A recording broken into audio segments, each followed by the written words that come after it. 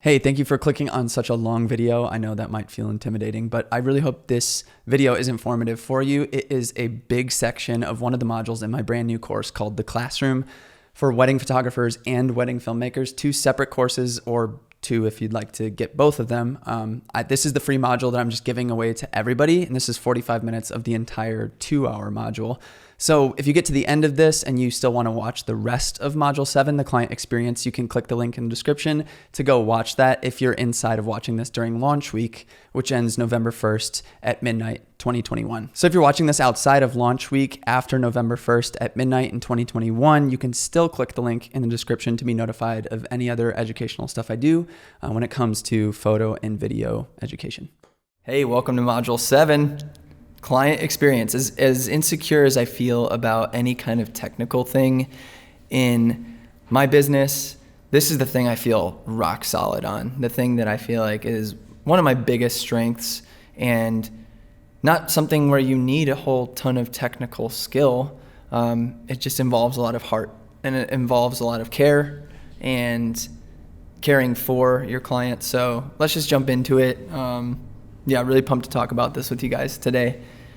Just want to open up with this idea that one thing we often get mistaken as artist entrepreneurs, we're in the client service industry. We provide a service to our clients. We might give them digital, tangible items at the end of our service, but we are serving them throughout a wedding day, throughout the beginning process and prepping for it, and even serving them with delivering their images and their videos as well.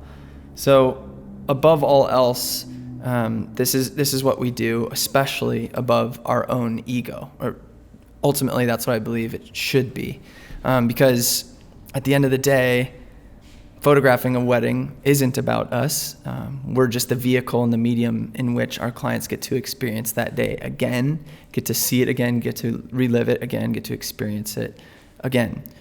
So this is at the core of who I am in my business, and the core philosophy of what I do to give my clients a good experience, setting aside my own ego of the Instagram bangers that I get to put out into the world, or the YouTube videos that I get to make and put out into the world, but rather putting them at the forefront of everything I do, and that being the primary focus, the first thing.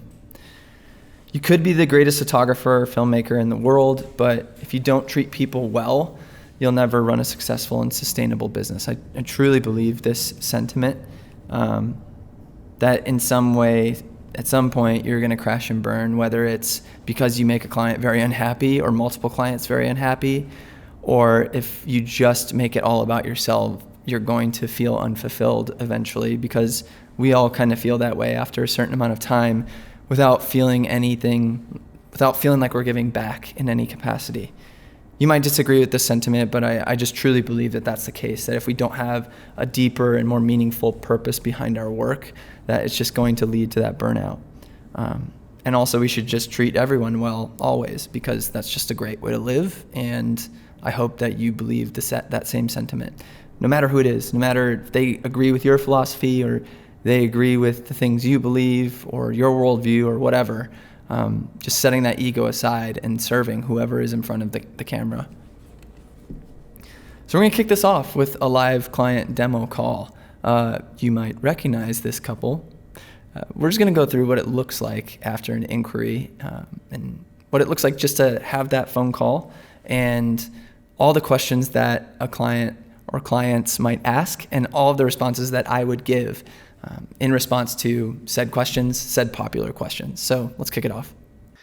Hey guys, obviously I know these two. If you watch our podcast, Rally Cap, Steven is my co-host. I shot Steven and Laura's wedding back in 2019. So clearly we're not going to be doing an actual potential client meeting, because that would be super awkward with a camera in the corner and like signing a release at the end, being like, oh yeah, by the way, I was filming you this whole time. Is that okay? I use it for my course.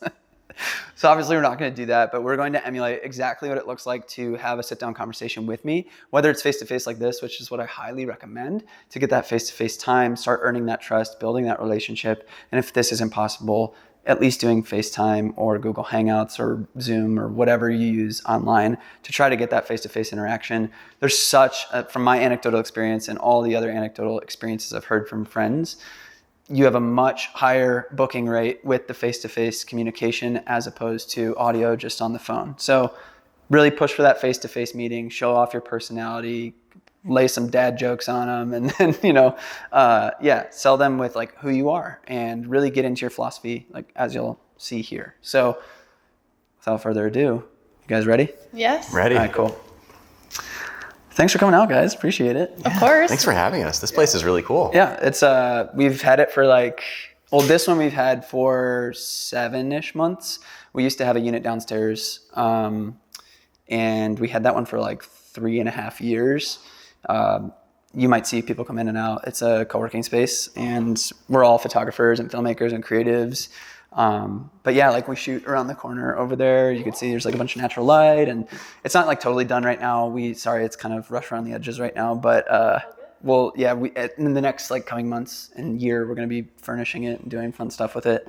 Wish you could have seen the last space all built out, but I really appreciate you guys coming out. I never like to just jump into business on these meetings. I always want to ask you guys who you are. So are you cool just sharing your story? And I don't want you to hold back at all. So tell me everything, how you met, plans for the future, all that stuff. I want to hear it. Definitely. Awesome. So, we got engaged, I think 2 months ago now. We've been together for a little over 3 years. We met in college. I was a junior. She was a senior.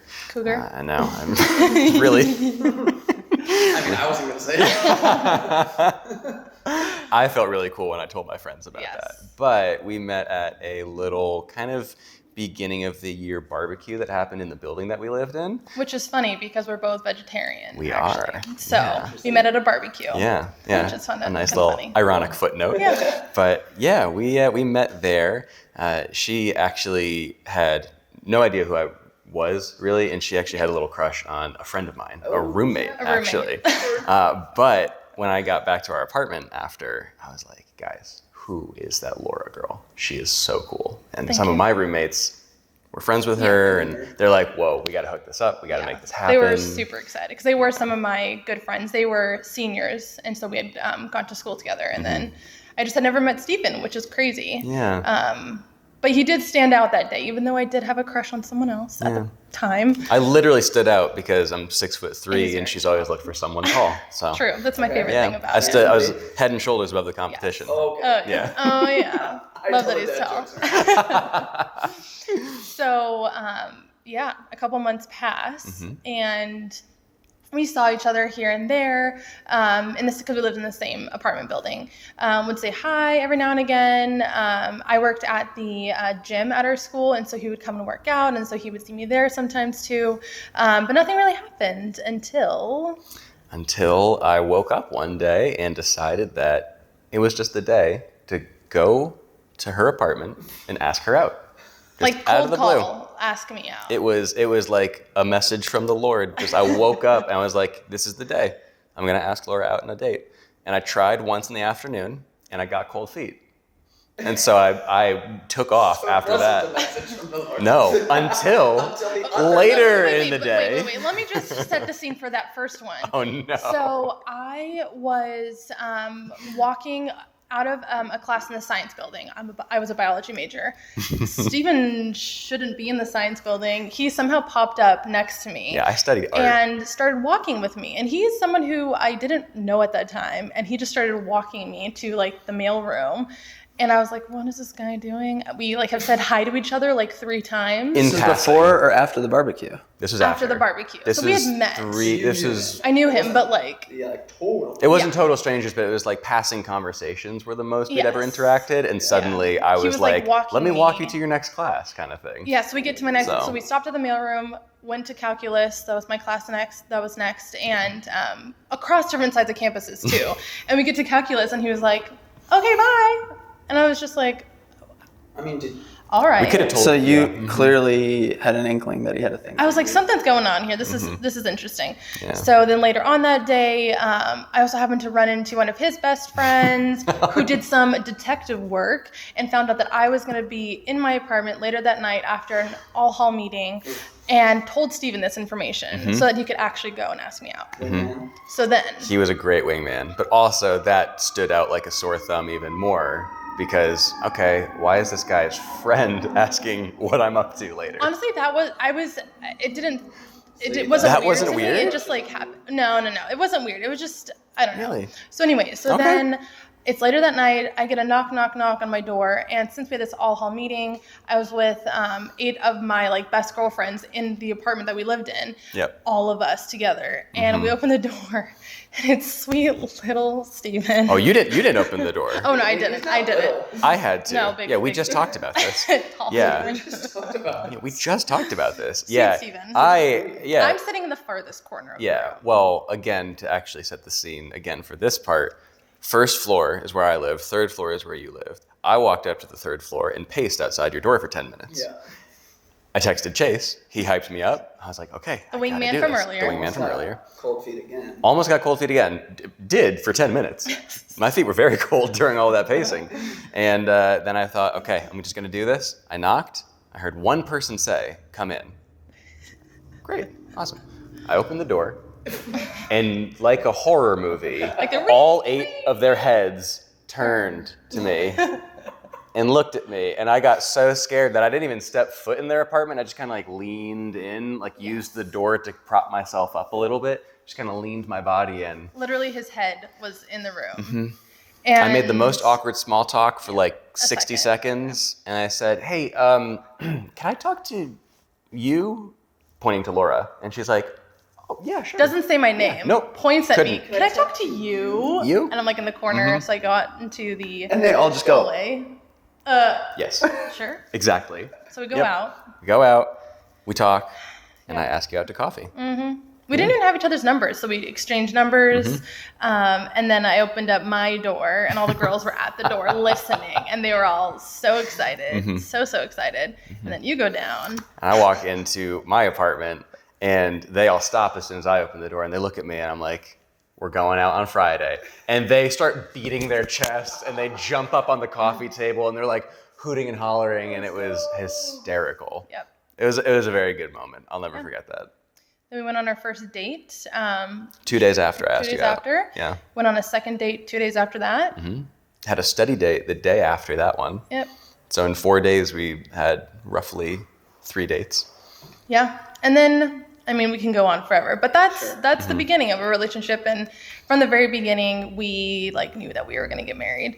I was always the very closed off, logical, non-emotional one. So it took a lot of convincing to get this hardened heart to actually admit that we were going to get married and, you know, that we were in love and all of that. So yeah, that leads us to where we are today. Yeah. And we are just so excited to get married. And we're excited that you are shooting our wedding too, or hopefully, as long as this all works out. And so, yeah, we would love to hear a little bit more maybe from you about how you shoot. I know I love your photos like on Instagram and YouTube videos and stuff. Steven is a huge fan of your work too. He's the one who found you first. Yeah, so we'd just kind of love to hear a little bit more too about your style. Cool. Pause. So not all conversations go like this. There are a lot of conversations that are like a minute where there's like, yeah, we met in college and now we're getting married and yeah, that's about it. And you're like, okay. So what I want to teach you in this moment is be really good at listening, interject when it's appropriate, make jokes, and just like be normal and interact with them in like any other way you'd with friends. But when you get gems of humans like these two, you listen, you relate, and then you'll hear like what I say in that process as well and how I relate to them based on their story. Play. So first of all, thank you so much for sharing your story. A lot of people just kind of like give me a little Spark Notes version, and I really don't like it when they do that. I like to hear the whole thing. And honestly, that's because I love stories. I am a storyteller as a photographer, and Like I love the story of how my wife and I met, and it was also like in the college years. So I can totally relate to you guys in that way, except we weren't on the same campus. She eventually came, but we like sort of met on Facebook and then Skyped each other for like 5 hours at a time every other night. Yeah. And then she came to school and then we started dating and all that. But I always love hearing the nuance of those stories too, especially if you guys do hire me, because then it gives me way more of a glimpse. Like I've already heard the name Chase and I can only assume he's going to stand up at your wedding. Okay. Yeah. So like what's cool is, you know, like I can walk up to him and be like, so that night when Steven had to, yeah. But at the same time with that, it's like, I love doing that because then I can relate to your wedding party as well. And they're like, they're going to be like, wow, he like actually knows them or like knows parts of their story. And then I'm able to start connecting all these dots. And throughout this whole process, again, if you guys go with me, like I want to be learning all those things, especially like the nuance of your family and those things as well. Because when I hear stories of your parents or your grandparents, like all that stuff gets interwoven. And then all of a sudden I'm like connecting all the dots of your experience when I'm there for your wedding day. And it gives me this idea of like, who are your most important people? Like who would it be super important to grab a few, like I call them grip and grins, like, hey, let's go stand in the corner, smile, look at the camera, because those are just kind of invaluable photos. Anyway, I'm getting ahead of myself. A little bit about me. Is it cool if I share like my background and all that? Cool. Yeah. So like I said, I met my wife in college. That was around 2010, 2011. And we dated throughout the end of college and got married super young, like in 2013, and definitely had a kid before we thought we were going to. And now we have 4. So, but yeah, that was kind of in the midst of me starting this whole career. In 2010 is when I shot my first wedding. So it's been a full 10 years now. It all kind of started when my parents bought me a camera. Around that time, and even before that in junior high and high school, I was always the kid like making dumb videos for class projects, and it just was this creative endeavor, this creative thing that I got to do on the side and for schoolwork as well. And because of that, I just kept making videos for fun, not even as assignments anymore, just with friends to goof off.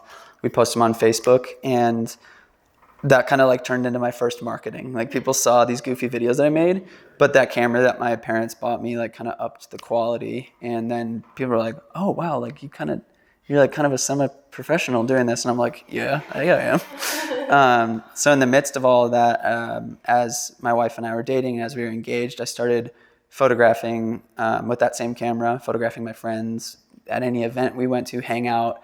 Some asked me to do like their proposals, engagement sessions. Then someone eventually asked me to shoot their wedding, both video and photo, and took a chance on me. I just fell in love with it. The first wedding I shot was on video actually, and then I went back and watched the film with the family, and it was like a whole hour-long film, and they loved it, and the whole night was really cool, and it just really incentivized me to like. That's where kind of my philosophy like blossomed from that moment on, because I was like, this imagery and these mediums, like they can really impact a family. And so much so that first family, I ended up shooting the younger 2 sisters' weddings. Like literally the last one was last summer. So like 9 years later, and that was the friend that referred me to the first one.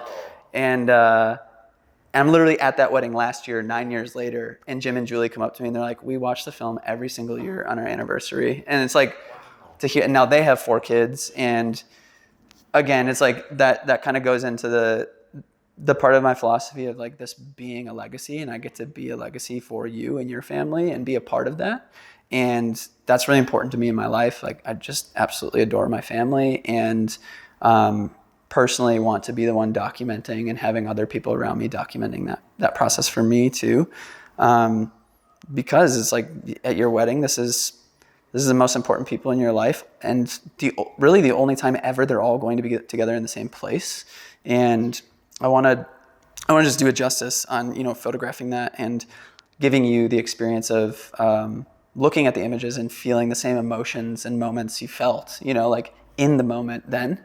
Because if you've seen my stuff on Instagram, sometimes I'll post like the really creative ones. I don't know if you've seen like double exposures and like really creative lighting and that kind of stuff. To me, almost that's just kind of my marketing of like, I love these really cool creative shots, but like just as much, I love the storytelling ones where there's tears and there's hugging and just incredible moments of like of speeches happening. And really that creative stuff is like 5 to 10% of the day, whereas like 90% of the day, I'm just kind of the fly on the wall and documenting the whole thing. Just for the sake of, like I said, when you look back at the images, you're looking at them and just being like, I vividly remember this moment. And just having that rush of those same feelings come up so that it's not just every other photo is just you standing and smiling at the camera looking, not to say I don't love those too. Like I said, I'm a huge proponent of making sure we have legacy images like family photos where everyone's looking really polished and it's all nice and beautiful backdrop, as well as grip and grins like with your wedding party, with your parents, with your family, all your important people. So yeah, ultimately I want to be that person for you. And like outside of just documenting it in that way, I just kind of want to be your friend on your wedding day. I am not afraid to say this in this meeting. I say this at the beginning of any client relationship. Like if you're freaking out, as most people do on their wedding days, especially like in the beginning and feeling stressed out about all the things that are going on, I'm just not going to be afraid to like grab you by the shoulders and be like, hey, we're good. Like, it's all good. At this point in the stage of my career, I'm pretty much just as much a planner as I am a photographer. I know the nuances and ins and outs of wedding days and what it's like and how stressful it is. I experienced it myself. I got married. Like, I freaked out about losing my tie clip. Like, that stuff happens. But I want to be someone that's in your corner, who's there to like ground you and center you. And at the end of the day, just as much as delivering photos that are legacy images for you that you're going to experience and love and cherish for decades, I want to be someone who's there with you on the day, who gives you a great experience and lets you like be comfortable on the day instead of feeling stressed. I want you to have someone who's just going to be there that you don't have to worry about. We're just like, oh, he's got it on lock. I can just have fun and enjoy everything. So ultimately, that's the goal. And I feel like that track record is pretty strong with the past and my clients and, them experiencing that kind of stuff. That's usually the thing that's said to me at the end of most wedding days. It's just like, they haven't seen the images. They're like, we know you did a great job, but oh my goodness, it was so fun to like have you here. And like you made us feel so comfortable and all that good stuff. So yeah, that's just, at the end of the day, like there are a lot of wedding photographers. There are a lot of people who just do this as a career and just kind of like go through the motions, shooting 30, 40 weddings a year. I try to limit it to the amount that's manageable for me so I can give that care and concern to like each client. So yeah, sorry, I was kind of long-winded, but that's the most important thing to me is to share the philosophy because I don't want you to just like be handed a price sheet, just be like, this is who I am. These are my rates. Deal with it, as some photographers might do. And hopefully you haven't experienced, but hopefully that feels a little bit different or like, resonates with you. Does it feel like it kind of resonates? Oh, yeah. Yeah, I think one thing that I have worried about is that I would be really stressed on my wedding day and would be worried about, every little thing going on, including the photography. But you just have so much confidence in what you're doing and your philosophy, which is very, very reassuring for me as a potential bride. And yeah, I'm just really glad that you have that kind of confidence already instilled in you, because then I'll be confident that you're doing what you need to do, and I'll be doing what I need to do. And I'm very glad to hear that. Cool. Yeah. We wrote down a list of questions. Would you mind if we ask a couple of those? That'd be awesome. Yeah, this is the part where you just kind of transition into like nitty gritty, like what do the details look like? Because there's a bunch of nuance and like coverage and hours and shooters and all that good stuff. So we just don't even know where to begin. Totally, so that'd be great. So some of our friends that have gotten married before, they've had their photographer bring a second shooter. Yeah. Is that something you do, or would you recommend that? So when you guys inquired, I sent that pricing PDF. I don't know if you saw it. Yeah. So there are 4 packages that I offer. It's just really simple: 6 hours, 8 hours, 10 hours, and then the top package is 10 hours and 2 photographers. That's just the top tier package, you can add a second photographer to any of the other ones. So it's just an a la carte add-on to 6, 8, or 10. Great. And then you can also add any other hours on top of those too. Basically the way I structured that is you could fully customize coverage. Because some photographers will do their packages, like they'll try to lock you into, you have to buy an album if you want the downloads on this one, or like if you have to do this many hours to get this next thing. I'm just like, here's my rate, here's the hourly coverage, and you can customize that hourly coverage however you want. And I do it all the way straight through, start to end.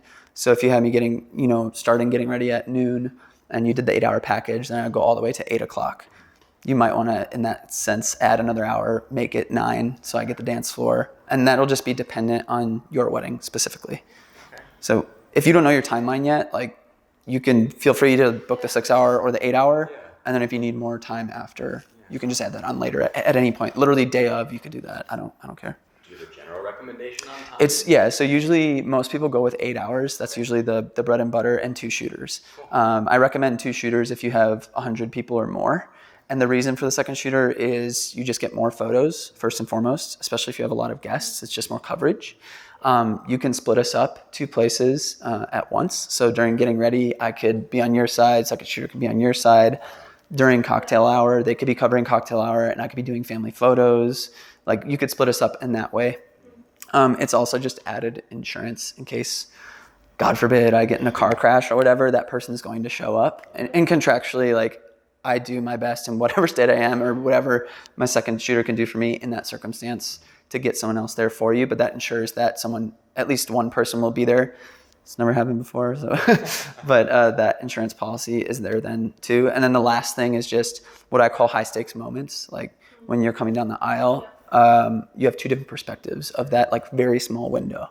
So it's not just me pivoting, which I get both of your reactions, but second shooter might be getting like a wide shot of you going down the aisle this way and then pull up their other camera and get a reaction as well as me getting his reaction. And so. Cool. It's good to know. Okay. Yeah. I think kind of in that same vein, timeline. I kind of know what I'm doing a little bit just from what friends have done, yeah. But let's say we did have a second shooter and we wanted to do the 8 hours, do you suggest more getting ready photos, more dancing at the end? Like where would you kind of cut it? That's a great question. Yeah. So what I would recommend is you do half an hour to an hour of dance floor, open dance floor, and then work your way backwards. That's my recommendation to everyone because after 30 to 60 minutes of open dance floor, it's just all kind of the same stuff.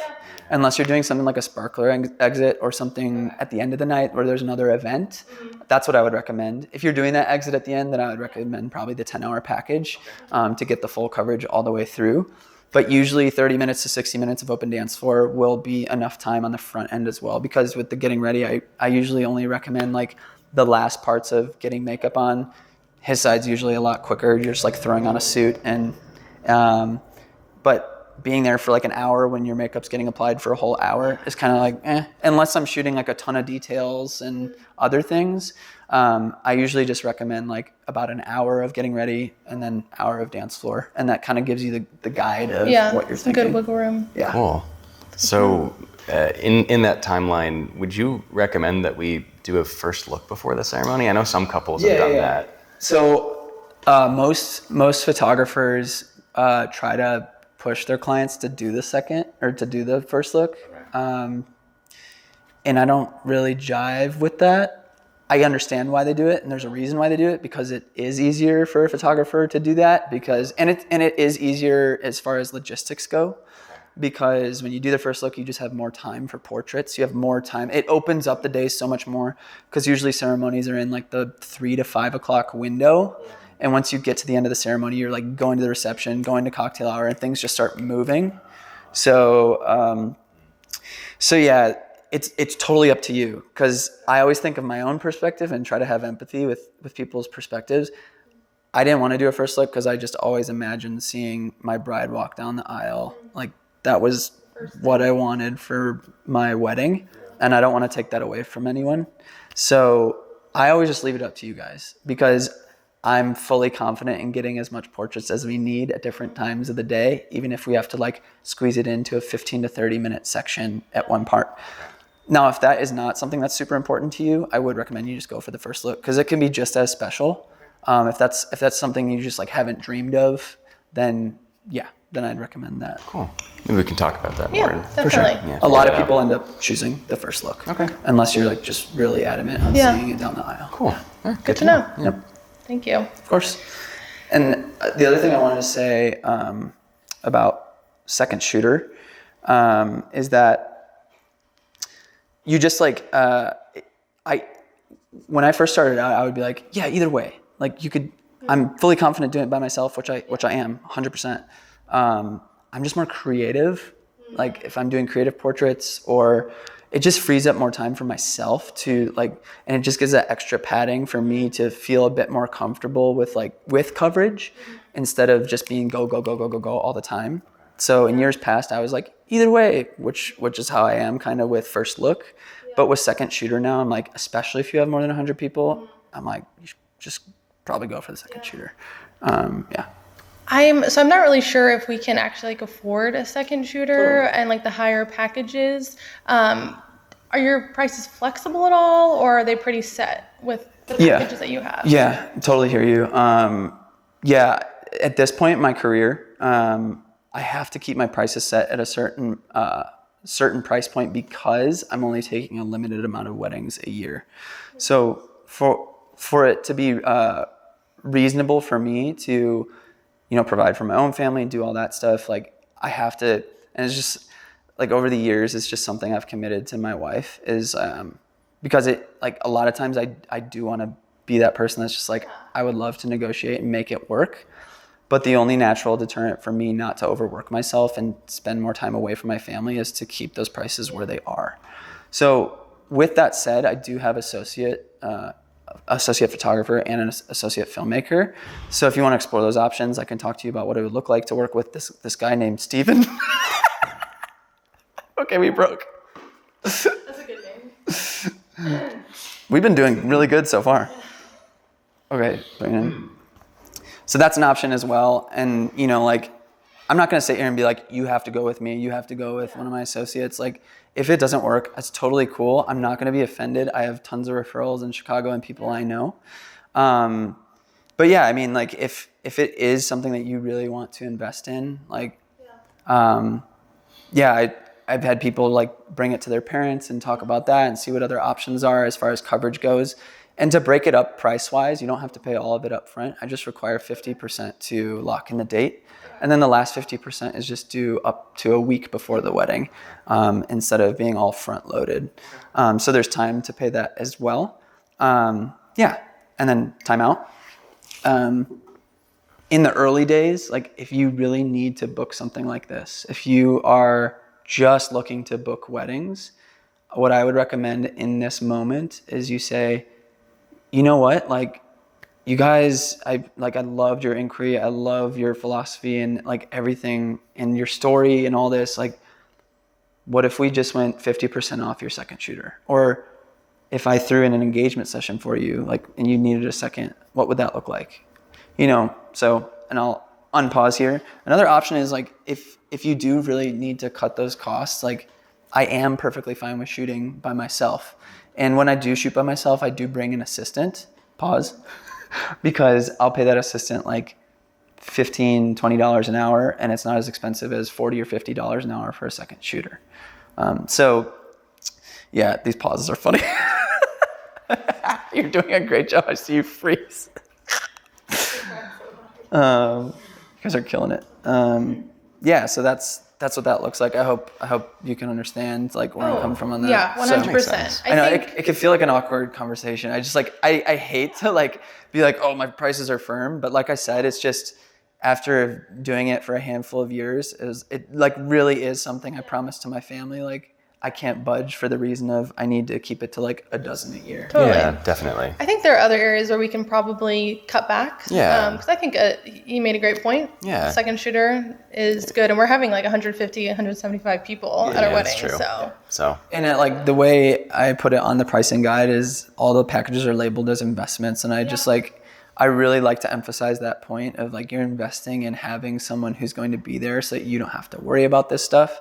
And you're investing in something where you're going to have images for the rest of your life and pass out to other generations and in some sense, based on, how much you care about your photographs and your imagery from your wedding, like that can be something that is just, you can't put a price tag on it. And I don't mean that in a really cheesy way to try to upsell you on some garbage, but just to kind of share it back into that philosophy of like, creating legacy stuff here. So, yeah. That's cool.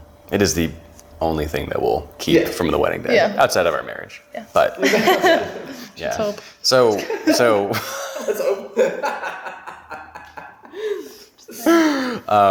on the note of the photos themselves, how do you deliver them? Like, how do we get the photos? Yeah. So a lot of people will just like deliver them on a USB flash drive, or like, here's your Dropbox. What's really cool is I work with an online gallery service where I deliver a full gallery to you. This experience where you get to see the whole gallery in live view, spread and collaged. And if I have my computer here right now, I don't, sorry, but I can literally just send you a link to a few of real galleries where you can just see what it looks like to go all the way through from start to finish. They're all segmented, like getting ready, first look, ceremony, reception, family portraits. And then you can click in and view it image by image. You can make favorites lists. You can download straight from there, because my packages are all, you get to download all of the fully edited JPEGs, because I edit all of the selected images and deliver them through here, the gallery. And then you can order prints there as well. So you're allowed to, you can order prints wherever you want. Like, you have the rights, the printing rights. But it's like really convenient through the gallery, and it's especially convenient for family that wants to. And I run discounts. Like the week I deliver the gallery, there'll be a discount for all your prints. And then like holidays and stuff. So usually parents and aunts and uncles and cousins like ordering through the gallery. But it's just like, it's your one-stop shop for literally everything. And it's just a fun viewing experience. And I keep it live all the way into your first anniversary. So. Oh, that's great. Yeah. That's great. That's great. I know we'll probably be pretty anxious to get the photos. Totally. So about how long would you say? For sure, yeah. So after the wedding, in the week or two following, I'll send sneak peeks, just like a couple dozen photos. So you'll get to see it and relive it in that short period.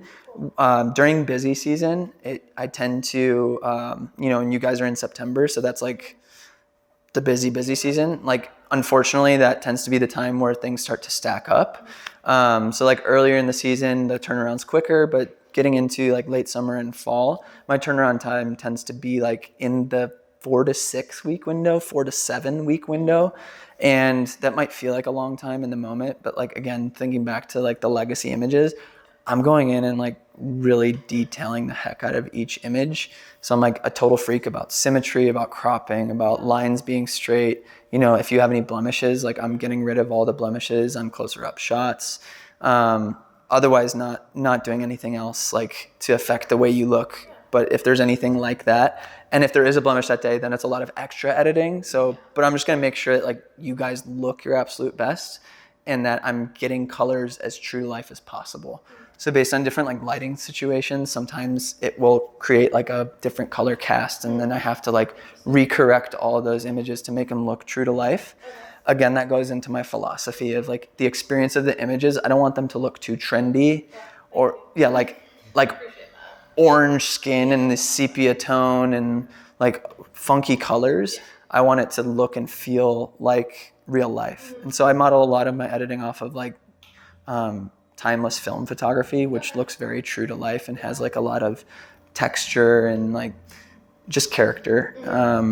Where were we on that? I hope I answered that question. We've stood in some bridal parties where the photos that came back felt kind of like what you were talking about, where they're like a little trendy. It didn't feel like what the wedding looked like. And it's fine. Some people love that look, but that's not what we want. And that's why we're choosing you as our potential photographer. It's good to hear you say that and like to reaffirm that you see that in my images, because it could be really sad to like 20, 30 years from now, you're looking back at your images and you're like, why is everything brown? And it can be really easy for creative photographers like myself to fall into that gap, because so many other photographers are doing it. But even if I'm not doing the most trendy thing, at the end of the day, like my biggest thing is serving you guys. And ultimately the biggest part of my philosophy is that it's not about me. Like I like, sure, I want my images to look great. I want my portfolio to look great. I want to book more work. Truth is, I'm at this time in my career where it's like, you go through this season earlier in your career as a photographer where it's really self-absorbed and you're like, I need this portfolio piece. I need to be featured in places, and you're not really thinking about your clients. And I'm like way past that season because it's just not a sustainable thing to do for myself.